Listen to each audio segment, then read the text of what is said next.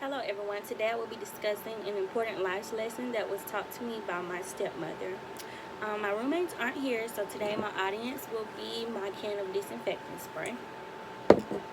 My stepmother's last name is Searles, S-U-R-L-E-S. Well, I say last name, my stepmother's maiden name is Searles, S-U-R-L-E-S. Her last name has 6 different ways to spell it, including S-U-R-L-E-S, S-E-R-D, S-E-R-S, S-I-R-L-E-S, S-E-R-L-S, and S-U-R-L-S. These 6 different spellings resulted from slavery days, and is also their slave owner's last name, which is where the name originated from, and of course those are what the slaves would have been named as well. The 6 different spellings also came from when the slaves were emancipated in North Carolina. They moved to different parts of the U.S., and of course slaves didn't have a lot of knowledge as to spelling, reading, writing. So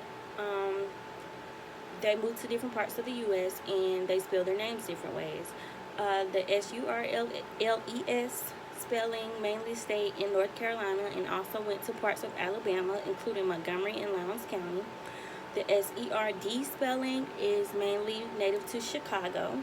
The S-I-R-L-E-S spelling is mainly native to Detroit. And as for the others, I'm not really knowledgeable on those, and neither is she. The life lesson that she taught me was that even though their last name came from a dark situation, or a topic that is hard to speak about to some African Americans, they turned it around and made it into something positive. I say something positive because every other year they host a family reunion. The family reunion travels through different parts of the world depending on which family branch wants to pick it up. So for the family reunion for 2020, it was held in Washington, D.C. by the S-E-R-L-S spelling of Searles. So every other year we get together. It's normally a weekend trip or whatever, and the Friday is normally a travel day, and we might go bowling as a family or something. The Saturday is the banquet day. We might have a picnic. It's mainly just family events with all 6 spellings that come together. And the last day, which is the Sunday, we normally have a church service, and we also have a mandatory meeting every year. And with that meeting, we will determine where we will go the next reunion, which will be every other year. So even though some African Americans might not embrace the history of slavery and things like that, this family, I wouldn't say that they embrace it, but it is what it is, and they just come together and celebrate being a unit and being whole. And if it were not for Ancestry, none of this would have been discovered anyway.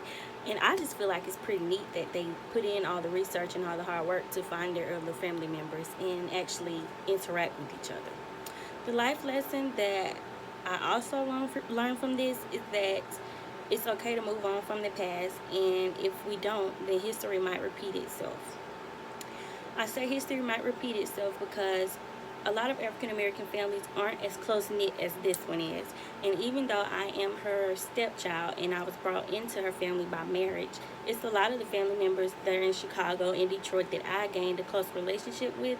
And I just feel like that's amazing because all family doesn't have to be blood family. So that's another topic that I could piggyback off of that I would say was a life lesson to me regarding their family name. Also, my stepmother has no kids, so for her to just bring me and my siblings in and show us the unconditional love that she does, I feel like that also comes from her knowing her other family members and showing them unconditional love. And she might have not known them from Adam, but she took them in as her family because she knows that they are her family. So that's the life lesson that I learned, and thanks for watching.